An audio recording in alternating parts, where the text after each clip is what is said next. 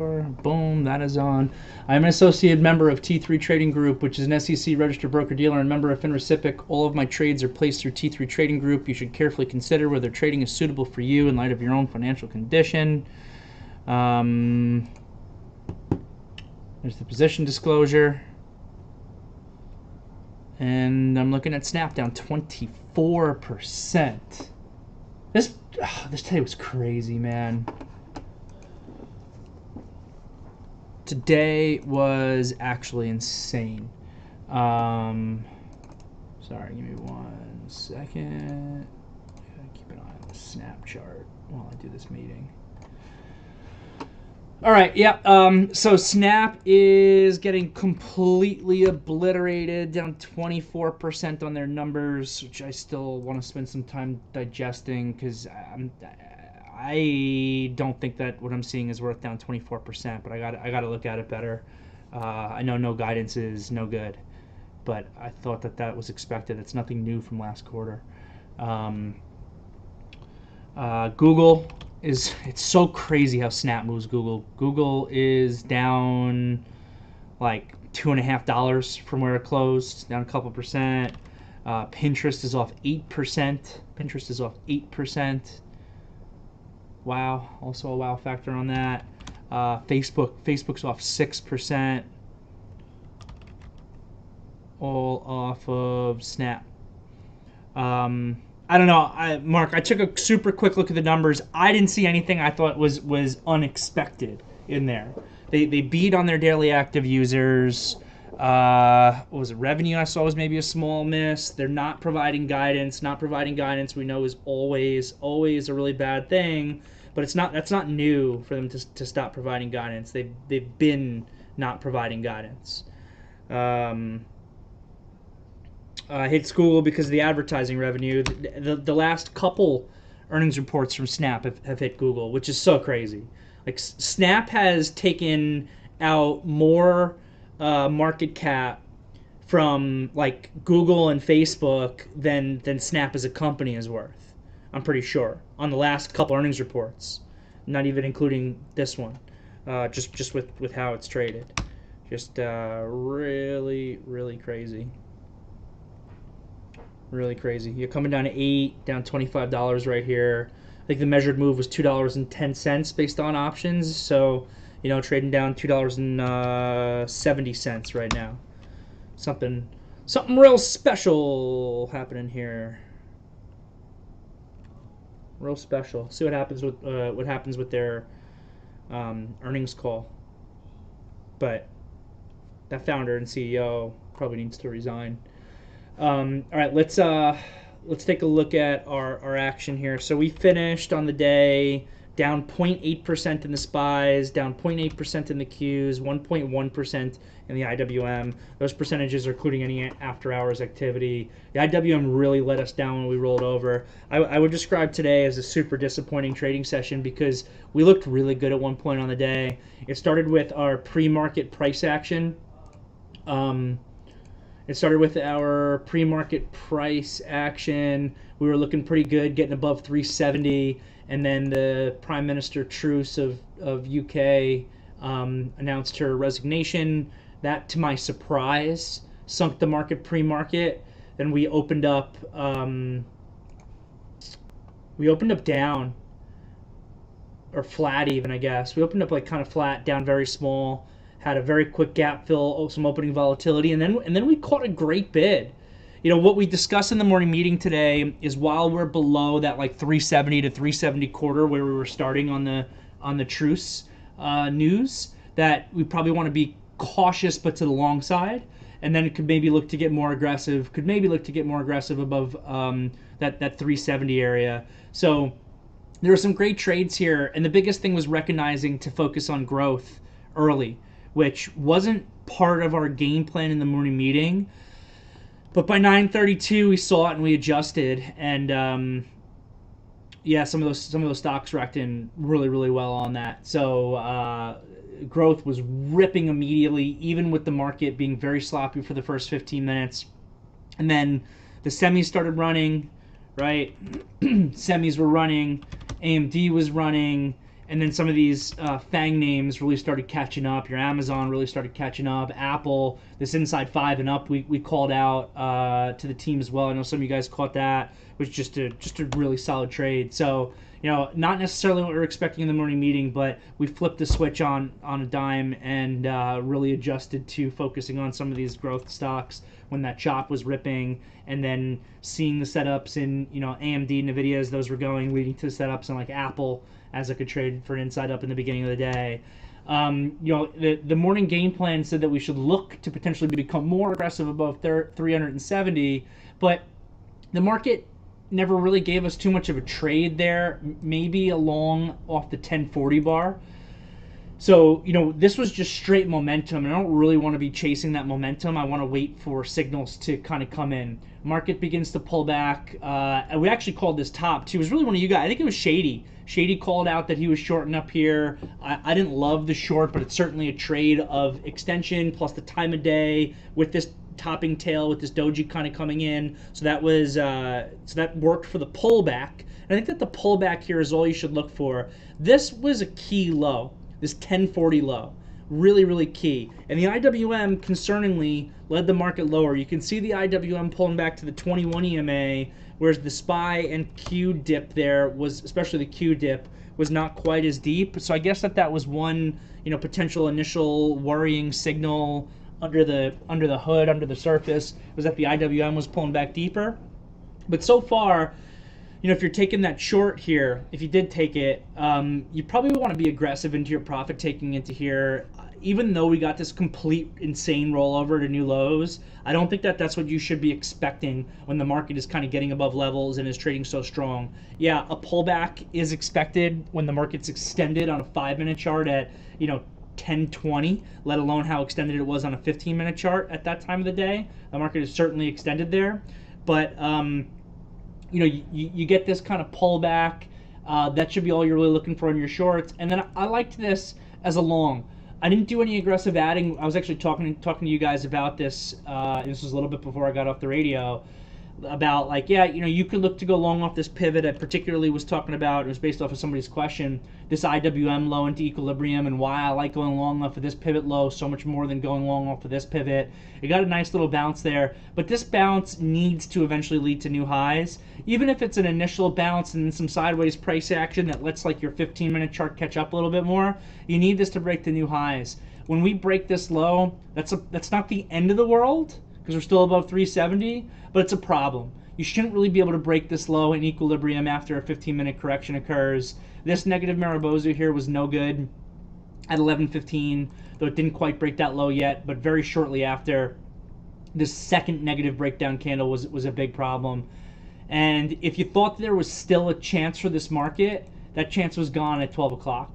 At 12 o'clock, when we really lost 370 and lost this pivot, that was when it was all over. Unfortunately, I was teaching a class to you guys at that point, so I couldn't overly study the price action as it was coming in. I probably could have defended myself a little bit better than I did, but is what it is.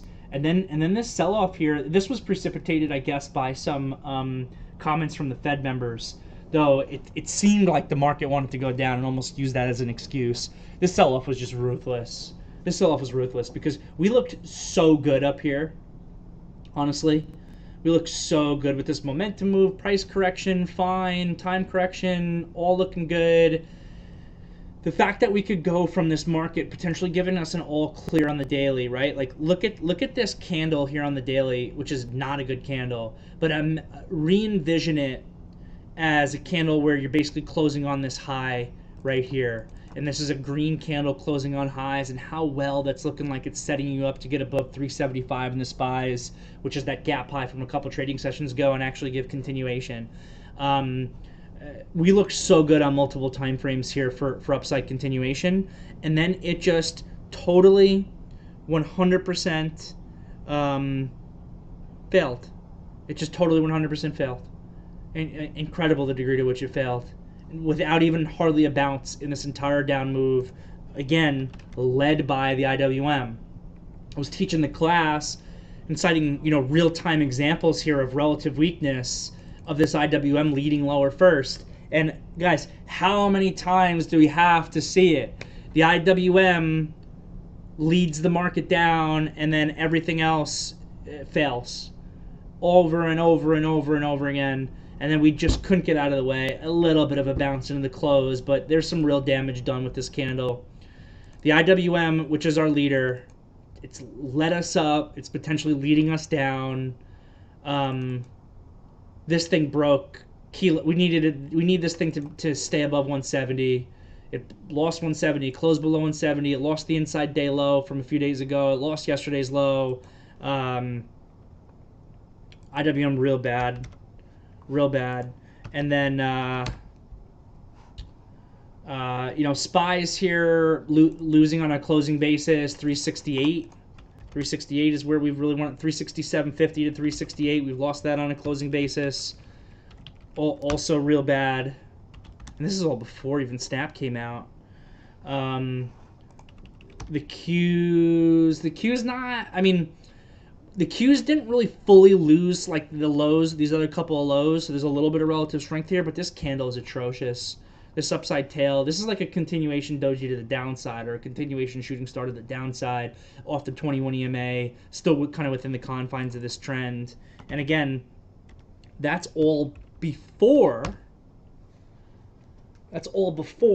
Snap came out. Snap is now down 26%, 27%. It lost $8. Google's off 2.5% on it. Meta is off 6% on it. Pins is off 8%. This is not what you want to see. This is not what you want to see. And that's pretty much it. I'm slightly distracted by watching this Snap here because I am trading it back and forth a little bit. I do have a little bit of a position. I got so lucky with that fill up there. That $12.10 sale that I got up there. I dumped so much stock into that $11, $12 area and was like basically entirely out. And only really kind of started rebuying, in the 8s, which is awesome. But yeah, sick move. So yeah, that's all I got from you guys. Happy to take a look at any questions.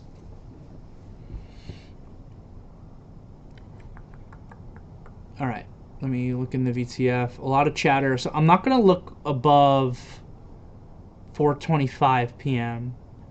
So if anybody asked any questions above 4:25 p.m., please restate them or copy and paste them or whatever.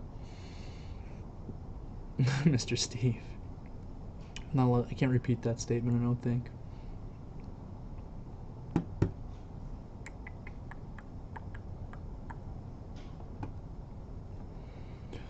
All right, the first thing I think I'm seeing here is I hit the bid up there, Shane, at $12.10. I hit the bid. I had some offers up there, but then I hit the bid at $12.10, which is insane. Such a lucky fill. Because then I hit the bid more, and I got $11.56. Already 50 cents down, and that was a timestamp on that execution. Was 3 seconds later. Yeah, I hit the bid at 12.10, and then 3 seconds later I hit the bid at 11.56 on the way down, basically liquidating like everything. Not everything, but I was like pretty much out. All right, from Mark. Pat's note was amazing. Was and is amazing. Thanks, Pat. It talked about the institutions more heavily using options that expire either that day or plus 1 day. I think the volume was like 40-50% of the market or something. Do you think that could be causing some of the big moves up and then failures? Yeah, absolutely. Especially reading what Pat was posting. I mean, as a registered member of a broker dealer, I got to be a little bit careful with the language that I use. So I don't want to call it market manipulation because that is probably technically the wrong thing to say. So I'm not going to call it that. I'm not going to call it that. But for lack of a better term, it sounds like they have created models with, well, it sounds like, based on what I was reading, and this is where that term that I'm not going to use comes into play. So yeah, the booking profits for sure, but that is thanks. That's after they're using a product that they know has an effect that drives the market up. You know what I mean? So I don't know. I mean, that's kind of what the data from the note seemed to say is a possibility that they could be doing. So, like, I don't know. I'm just thinking out loud and learning with you guys. If you learn the effect of a current market environment structure as far as like dealer gamma and the effect of the options market on the market, and learn what the best way is to actually move the market using some of these products, what if you could first start by getting long in a way that doesn't move the market in such a heavy way, and then begin to use products that move the market in an even bigger way, knowing that that creates a like a feedback cycle of buying, just because of how like the people who are taking the other side of the options then are having to hedge themselves, which drives that market up, and then they can come in with their profit taking type of situation, which certainly all this is leading to, you know, these bigger increased moves. And I really don't know what I'm saying as accurate, postulating here for sure. But it seems to me like if you had enough money and you could model that out, why wouldn't that be possible? Now, enough money, you got to have some real dough, but we know who the players are that are out there who've got, you know, billions and billions and billions of dollars, who maybe can potentially create those models. So yeah, I mean, it's certainly something to think about. It certainly highlights the importance of the things that we pay attention to here on our team, all these various market dynamics, about how volatility affects the market and affects buyers and sellers who are coming into the market, how the option flow affects the market, how dealer gamma affects the market, how lower and higher liquidity affects the market. It's all a big part of it. Yeah, I mean, it's hard to take it. It's hard to take advantage of multi-day swings until the market dynamics line up properly that lead to what we saw in March and then June, July. Recognize that rally that we saw in June, July, from my understanding, has never happened in history before, where you have a bear market. I think that's the first time in history where you have a bear market that went down over 20%, that retraced more than 50% of the down move and then made new lows. I'm pretty sure that that's the first time that's ever happened.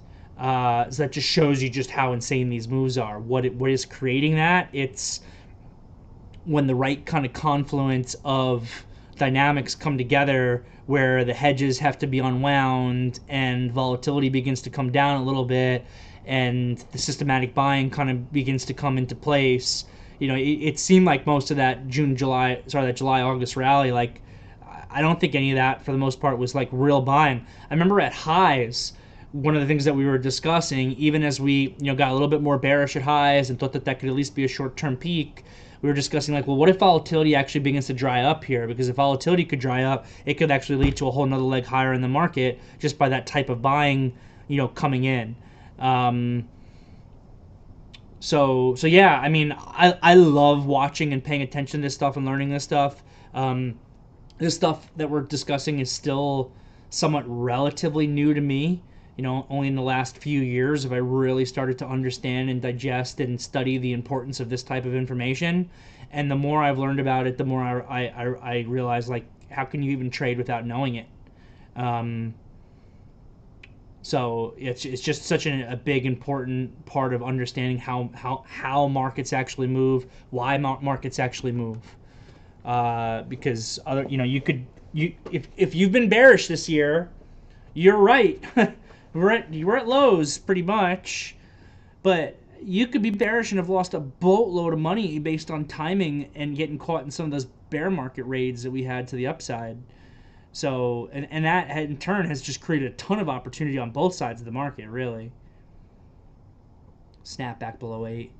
This snap is disgusting. This thing cannot bounce even like 10 cents. Go down 26% and you can't even give like a 10-cent bounce.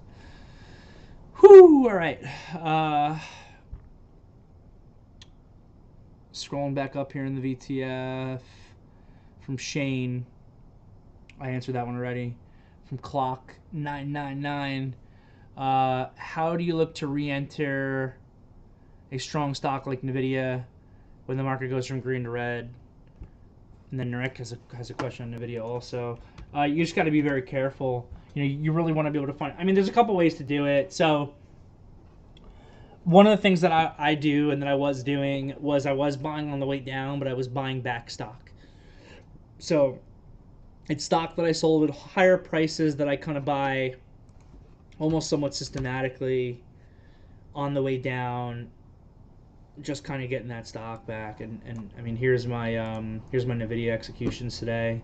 You know, buying, taking a little bit off, taking a little bit off, doing a bunch more buying, taking some off, taking some off, taking some off, taking some off, just totally taking off on the way up, and then, you know, start to nibble back, start to nibble back, start to nibble back, and then selling a little bit into the close.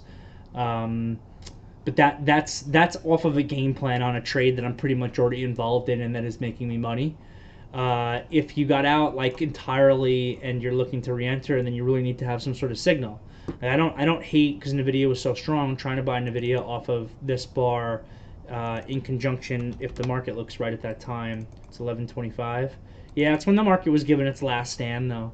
You know, it goes back to our layers of probability. Like if you're trying to buy back some NVIDIA at 11:25 when the SPYs did that, and when this had this deeper pullback into its like 15-minute equilibrium zone and is trying to bounce back, I like that. But then once the SPY here is really losing this low, the market's telling you not to do any buying, so you got to just stay away. And then you can look for, you know, your important daily spots to be able to buy, or a deeper signal to maybe take a counter trend kind of trade. But you got to start being very cautious on catching falling knives and looking for a new setup. This NVIDIA daily candle here is total trash also.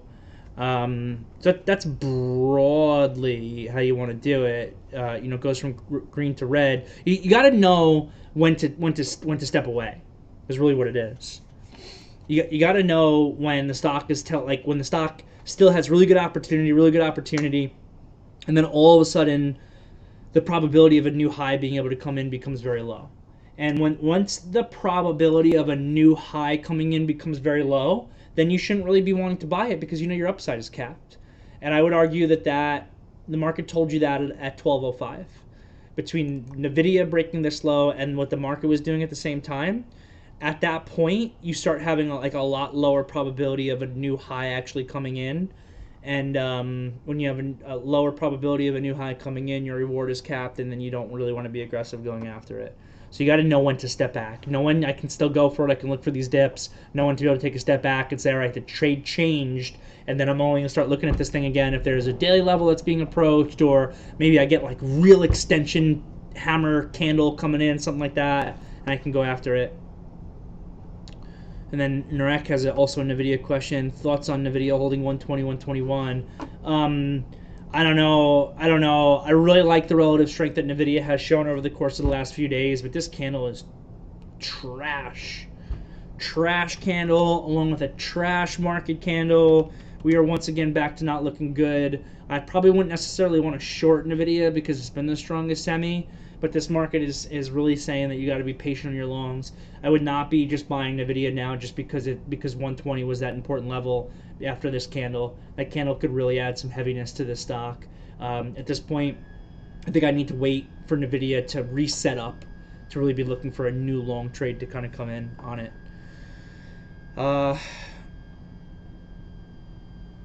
Yeah, that's Snap moving the U.S. Treasury market last earnings. This is insane. Snapchat. It's a messaging app for teenagers.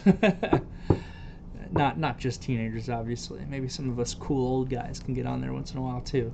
But you know what I mean.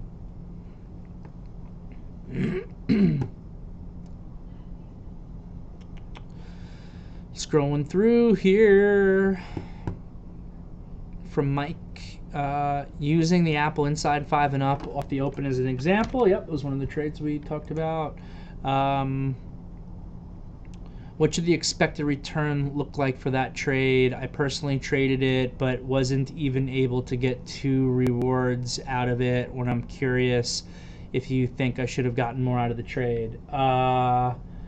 Okay, so your risk on the trade, I'm assuming that you traded it right, where you entered on the break of the inside 5 and your stop loss is the low of the inside 5. So that means that your risk on the trade here, if you took it, is about 70, a little less, 65 cents, something like that. So then your break up here at 144.60 is going to be 1x your risk, and then at 145.25 or 145.30 or so is going to be 2x your risk. So it looks like it gave a little bit more than that. It looks like it gave, 2.5 to 3 times your risk on the trade if you actually executed it right. The real reward's not going to come from that, though.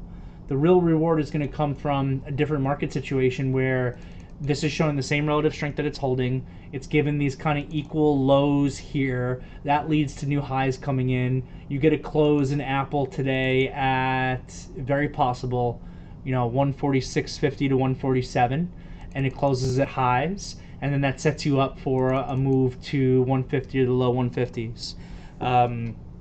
And that goes back to why I think that swing trading from a win-win perspective is what you want to do when your stocks close well in your favor in order to maximize reward, because that's really where the reward maximization is going to come in from, is where the trade plays out properly. You get another leg up here, so it closes up another $1. If you get another $1, what I just say, at highs you're up 2.5 to 3x. Making 2x makes sense if you're trailing it and you got stopped out here. That's great, actually. But at highs you're up 2.5 to 3x. You get another $1 on it, so that's going to be your 4x in the money by the close. I'm just doing very rough math here, and then you're swinging a percentage of it, and if things work out properly, next thing you know you're at 150, and now you've had extremely good overall reward for the risk that you took on the trade. So the point is, what we're looking for is overwhelming reward, but a lot of times you don't get that, right? A lot of times trades fail. This trade ended up failing because of the market. So we put ourselves in the position to maximize reward, but we take what the market gives us. So you're implementing that trailing strategy, whatever. Maybe you end up getting stopped out here at 12.10 when this thing's kind of breaking those lows, and maybe you only make 2x your risk. And you might look in hindsight and say, hey, 2x my risk is not great. It's not really what I'm looking for. But this is a trade that really fails, right? If you think about it. If you were long off this low, well, guess what? On an intraday basis, that low breaks. That trade eventually becomes a trade that fails, and you implemented a trim and trailing technique where you ended up making 2x on it, and you put yourself in the position to be able to make 6x intraday and 15x, 20x as a swing trade. That's where the risk reward is really going to come in. I will take it all day. I'll take it all day. These trades that end up stopping me out, and I make 1 times my risk, I make 2 times my risk, I make 3 times my risk. I'm never going for that. I'm never going for it. But if that's what the trade gives me, I put the money in my pocket. So it's that entire concept of win-win situation, and then what can it give me after I'm in that win-win situation. So I hope that helps, Mike. From Rex, I longed on Apple on the inside 5. Okay, basically follow up on the same question at 10 o'clock. It negated the 9:55 candle. Perfect. Yep. So that's a technical pullback in equilibrium. Bounces back, gets back above it. So that's all looking fantastic. Back to 145. Would you add to the long as Apple is so relatively strong this morning? I'm very cautious on those add higher situations. Doesn't mean I never do it. I specifically would want a continuation trade. And you could argue this is like a king-queen continuation. I prefer the inside 5 and up for continuation, or the actual hammer continuation, and you could try to add. The biggest thing I would say about like adding up like that as opposed to adding back, right? We've got adding up, adding back. So you're adding or adding up here. The biggest thing I would say about that is to treat it like 2 separate trades. It might as well be 2 different stocks. So you've got your original trade where you're long on this inside 5. You're taking a new trade here that either works or doesn't work, but this would be an entirely separate trade with separate risk. It might as well be two symbols. And traders get mixed up or messed up because the add up here screws with their average price. But if you end up doing the math, so, if you, let's say this trade failed, right? Let's say that you bought 145 here and you get stopped out, and you add to your average price from here.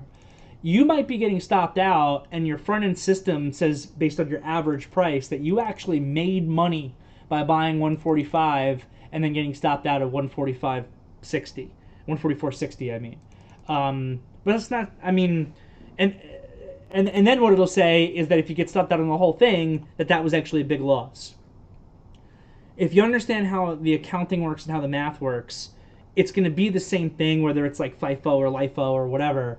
And the way that I like to think about it is I don't really ever look at that average price. I separate that in my mind. These are two separate trades.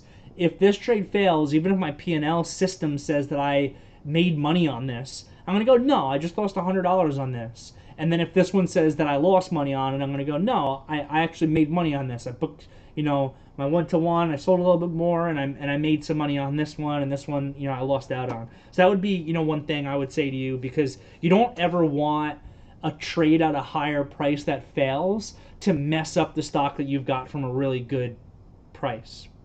So that's how I like to think about it. Let me read the rest of your question. Also, when you longed Apple at the open at 143, I know you mentioned to find relatively strong stock. Did you long Apple just based on the pre-market? I don't know why I bought Apple. But I did. See, there's my execution dot on it. I have no idea. I honestly don't know. What I was doing there. I'm gonna move on. And if it comes to me, I'll figure out what I was doing.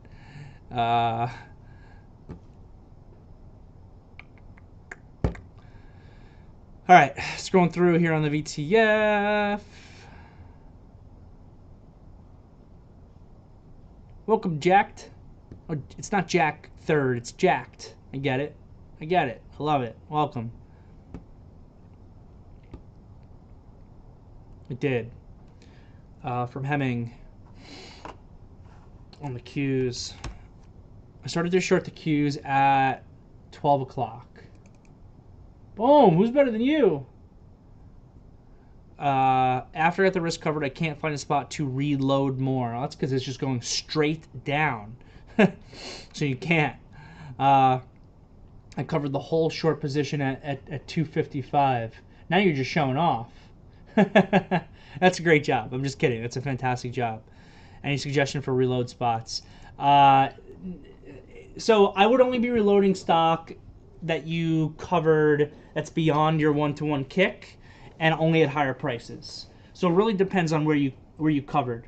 So if you covered 50% of your position in whatever initial down move, I never reload that stock because now I'm in a win-win situation and reloading could put me back in a situation where I could lose money.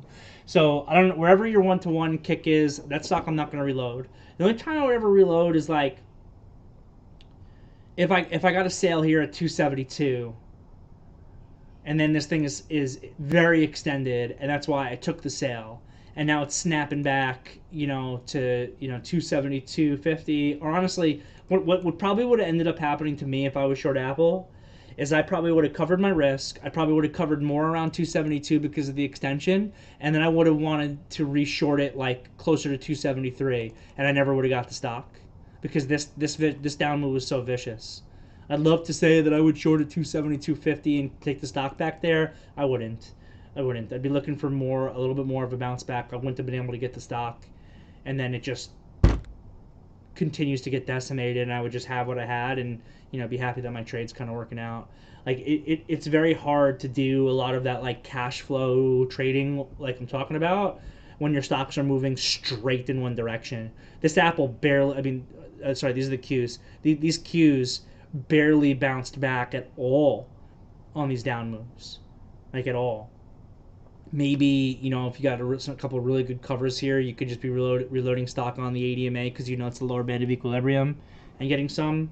But that's all going to be really tough. The snap still hasn't been able to move 10 cents. This thing's been stuck at $8. Like, looks like there's been a buyer at 8. Looks like there's been a seller at like 8.05. Maybe lifts a little bit up to 8.08. I don't think this thing's been able to get above $8.10. It's incredible. Incredible. I hope that helps. Hemming, great trade, by the way. Really good job.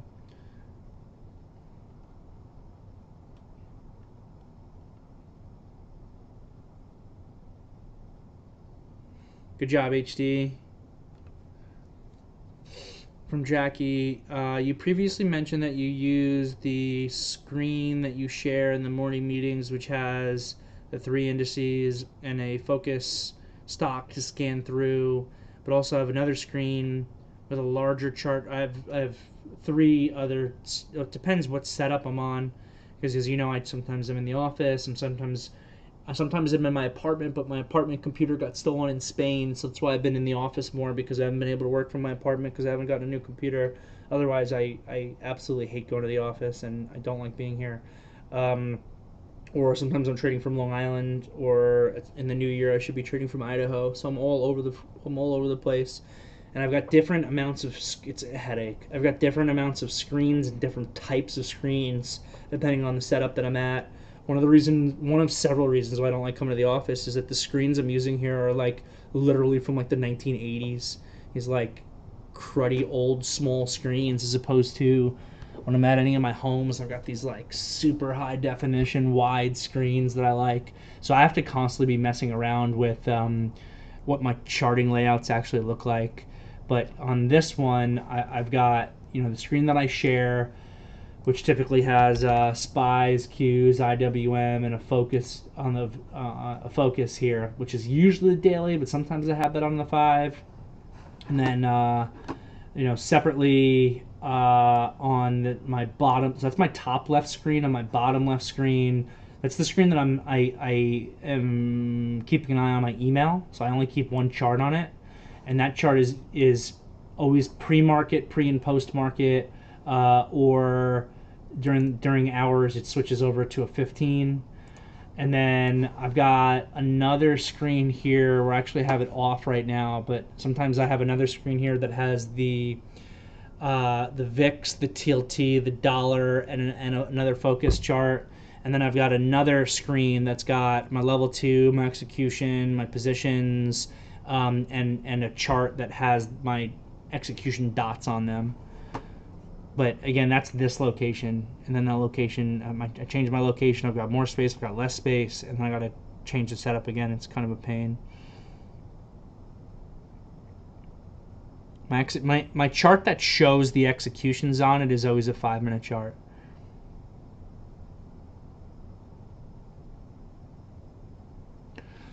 So these days, I usually will only have 1 or 2 level 2s up. I used to have 3 or 4. These days, I honestly will usually only have 1 or 2 level 2s, depending on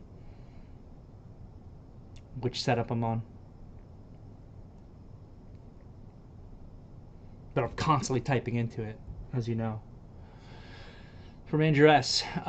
Sounds like you're long NVIDIA. I basically, like I said, I basically got out of NVIDIA today. It breached my target. My target on this was really 125. I held even more. I sold more at 126, and then I was like out. And I was like, I'm just gonna leave a feeler here, just leave a runner that I'm gonna trail. And then I decided to not exit that and just kind of re-enter the trade that I was in by buying back stock, which I, in hindsight, with the market closing, slightly regret and slightly wish that I had just chosen to continue to trail that runner and get stopped out of it and go home flat in NVIDIA tonight. So I kind of regret that a little bit, but I'm in NVIDIA small here. I bought back a little bit of stock. I'm in small. So right now I'm just kind of continuing my trade. Like I got out, 125, 126, and I rebought the stock that I sold at those prices lower, and I'll look to sell them again at 125, 126 if it gets back up. So I'm just kind of continuing the same trade at this point. And I hate the candle that closed. That's why I have regrets. But You know, at the time when I was deciding to stick with it and rebuy back stock, I was trading, you know, an extremely strong stock, and the semis were looking good, and NVIDIA was the leader. So that's why I decided to kind of stick with it. But now, you know, one of the things I like to talk about with relative strength, and we did that class today, is it doesn't matter how relatively strong your stock is at a certain point if the market's getting decimated. Eventually, that market will crush everything in existence along with it. Relative strength, relative weakness, that's a hallmark of a bear. Correlations increase on the way down as a rule. So it's like, you know, deciding to continue with that trade and buy some of that stock back, I don't regret my thought process. I think I did the right things, but obviously just looking at the candle now, I'm like, oh, like I could just be flat in this thing and have 100% of my profits, and now instead I bought back some stock. I gave back some profit. You know, I'm still up in the name on the day, but now I got to stick with the trade and continue to manage it when I could just be totally flat on it. And I'm long from those lows about asking me about when I exit. So this is still all the same trade. So I'm not getting out of NVIDIA probably entirely unless it's somewhere below $108.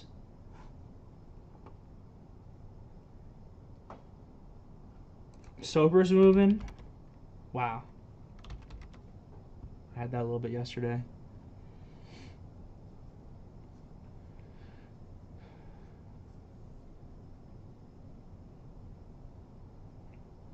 What are my thoughts on Tlt Long? I don't like to trade the TLT. I look at it as a proxy for the market, but this TLT is starting to get extreme here.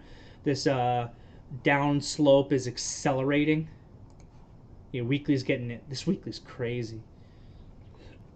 I mean, something's got to give. What is the Fed saying they're increasing the Fed funds rate to? Like, what, 4.5% or something is what they think is normalized? And the 20-year is like, what, 4.1%? Like, we're almost there. For and what we saw, even starting very early on, was the bond market leading the Fed and the Fed funds. So I want to say, and I'm no bond expert, I want to say that we're going to see TLT bottom before we see the Fed pause. That the TLT will lead it. So thoughts on a TLT long because it's becoming stretched. I wouldn't catch a full on knife, but I like the thought process. You just got to be big picture enough with it. And I'm not going to be involved in the trade. You know, again, I just want to use the TLT as a proxy for my equity trading, as information for my equity trading. But I like the thought process, and I'm looking forward. I'm looking towards what I just said to create an equity rally, really. So we'll see. We'll see on that for sure. But yeah, I mean, if this thing starts to really extend down, it's going to be interesting because it started to do that today. That's a terrible candle in TLT. TLT, it's getting extended. It's like pretty wild, actually. Just trying to compare other points of extension here. I don't think that this down move can continue like this. And I don't know. I was gonna say I'm almost surprised that people aren't coming in and buying just because, I mean, you can get 4% on a risk-free asset at this point. What's the 2-year at? 4.4% now. Is it 4.5% yet?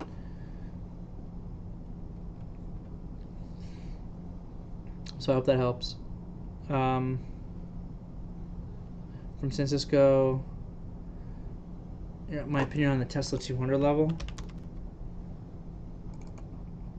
I don't like trading Tesla. I'm going to continue to stay away from this thing.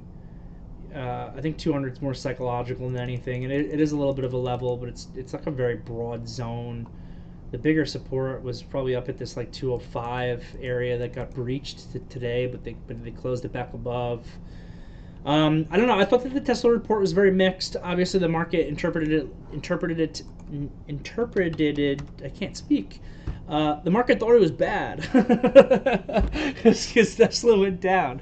Um, Sorry, I'm on Snap again. Oh, I got the wrong chart up. This is a linked chart. Don't want to use that one.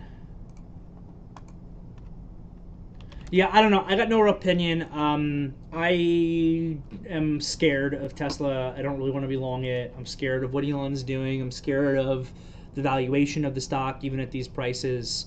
So I don't really have too much of an opinion for you on it, to be totally honest. With the Twitter buyout coming around the corner, October 28th, if I'm not mistaken, Elon will have to share it. Will he have to sell more shares? I stopped following the drama. My original understanding was that he sold everything that he needed to sell. Wow, 2,500 share print just went off at $8 in Snap. My original, and it's just a massive refreshing seller at $8 in Snap. My understanding was that I thought he sold everything he needed to sell. I don't know if that changed because of, I've heard that, some of his buying supporters, wow, they took another 70K print to take that the $8 out. I've heard that like some of the other people that were supposed to participate in the deal with him have pulled out.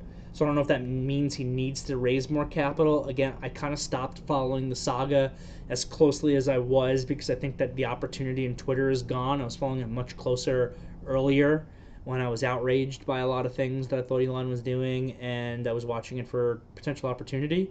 So I don't know if he has to sell more at this point. My thought was that he didn't, but maybe that changed because he lost some support from some banks or whatever. So if he has to sell more, though, that's not good. It's not good. It would be an extra reason for sure that is worth knowing in order to not go long Tesla. From TG, Snap is decelerating revenue growth of 28% in March, 13% in June, and 7% for the quarter. Do you know what that is versus expectations, though? And I don't see how it can be the next MySpace when you still have user growth going. And whenever I'm around teenagers, and I do this. I do this when I'm around, honestly, kind of people in general, to be honest, but like especially like the youth because they're the people that create the trends. And I see that they're on their phones. I don't care about anybody's business. I'm not trying to read your text message. I'm really trying to see whenever there's like a teenager or a college kid or something or someone in their early 20s who's sitting there on the phone. I really want to see what app they're on. I always want to know. I'm always taking that information in. And I tell you, it's always Snap. It's always Snap.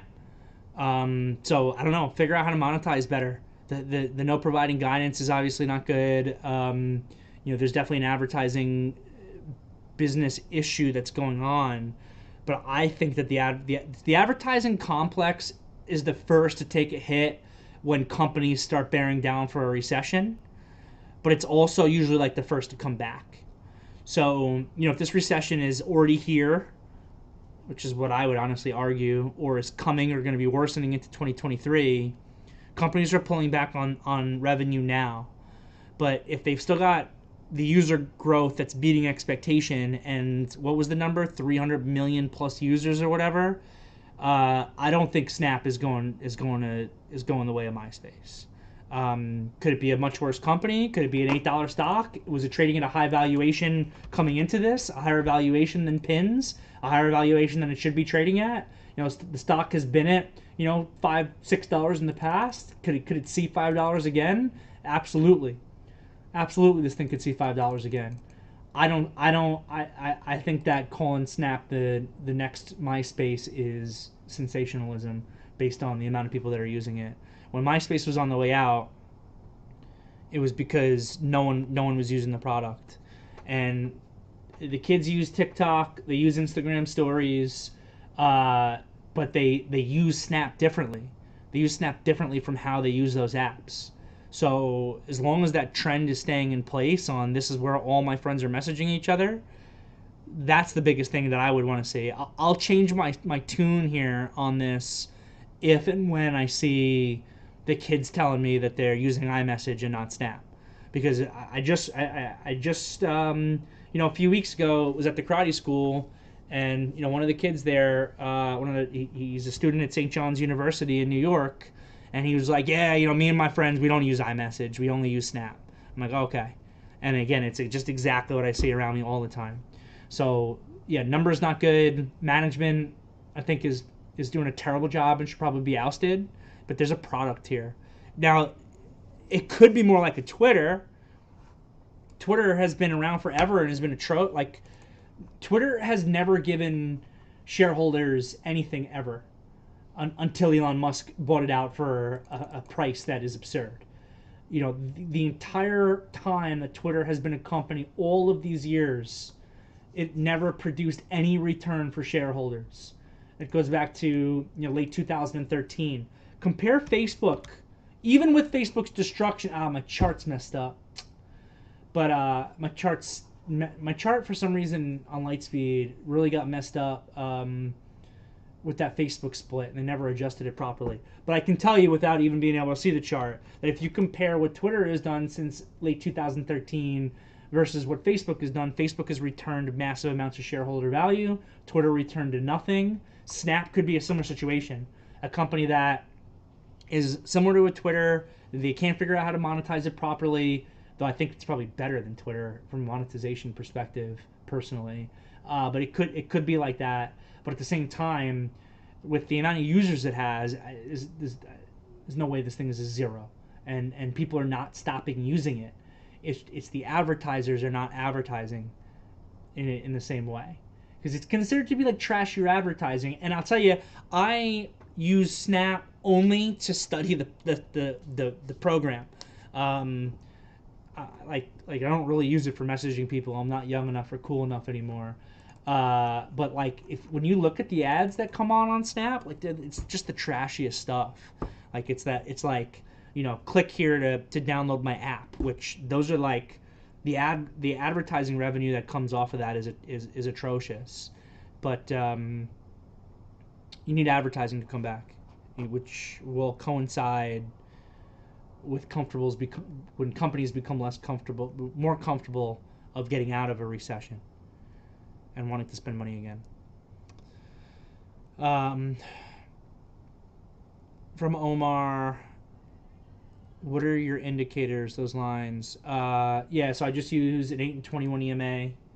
I just use an 8 and 21 EMA on every time frame, and then on daily charts, I also like to look at a 20, 50, and 200 SMA, along with Japanese candlesticks and volume. Can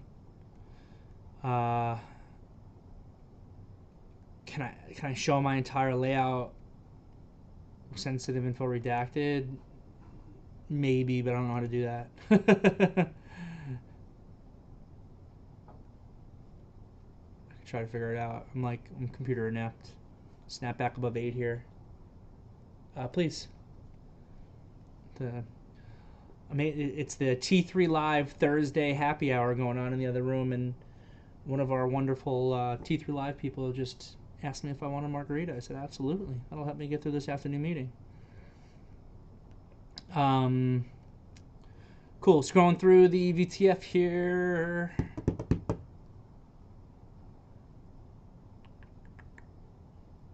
A lot of chatter. I'm looking for questions.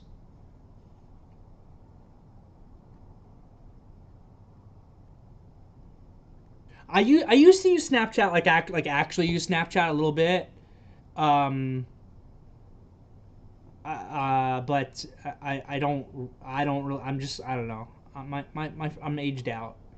And I use TikTok as much as I use Snap.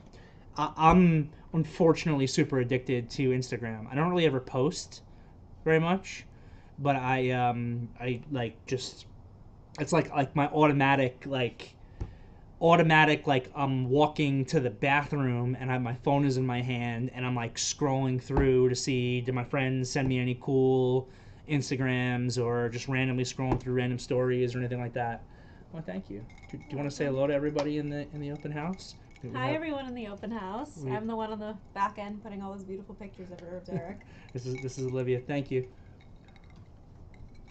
Cheers, guys.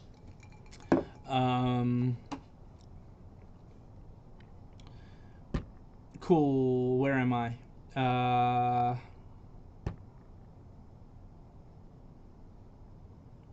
From Gene Munster. 4 headwinds. Add market softness. how they monetize. This is exactly what I was talking about. And the Apple privacy changes, I'm surprised that's not priced in by now because it's been a while. And competition from TikTok. All that makes sense. All that makes sense. I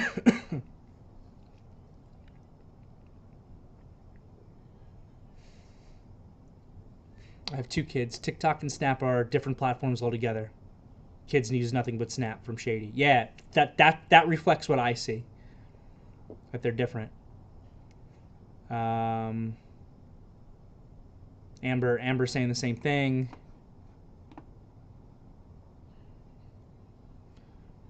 The comment section with Brett Cooper. But I want to know who follows that account though. Is that the type of account that's being followed by college kids?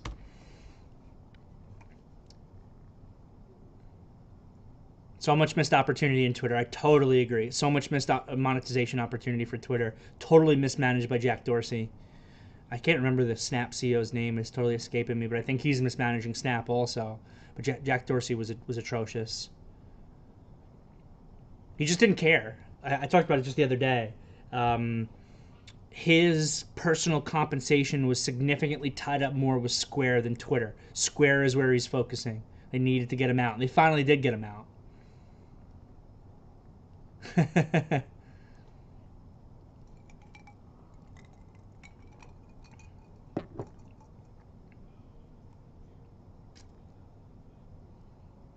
Yeah, Mark, that's true too. So I had actually deleted TikTok. I was on TikTok in the beginning, very early on, and I deleted it because of the information I read about where my data was going. And I went back on it because T3 wanted me to start using TikTok for social media purposes or whatever. So I so I'm back on it. It's just sitting there on my phone. I honestly don't really open it that much. Yeah, I like Roblox for those reasons too, at the right price.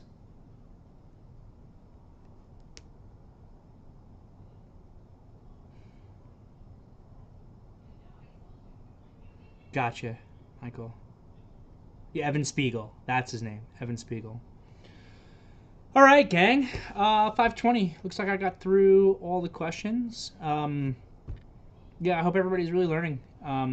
You guys should reach out to Amber or Ashley about getting involved, or start trading with T3. Be great too. Reach out to info@t3trading.com for that. Talk to Amber and Ashley, info@t3live.com. Get involved with what we're doing. I don't think it's possible to learn everything that you can learn from what we're doing in a week. It's going to take a year. You'll be constantly learning and evolving and improving for at least that amount. And then at that point, you'll be learning and evolving and improving with us as we learn and evolve and improve. So get involved. Get involved. No open house next week. There's a chance that I have to be late tomorrow for a personal reason, which I haven't told Pat yet. There's a chance that that I'm going to need Pat to do the morning meeting and that I won't be able to get logged in until 10 a.m. for again, just a personal reason. But I will be here at some point for sure. So I'll be able to update you guys on that tomorrow morning. So have a great night, everybody. I will see you all at least at some point tomorrow.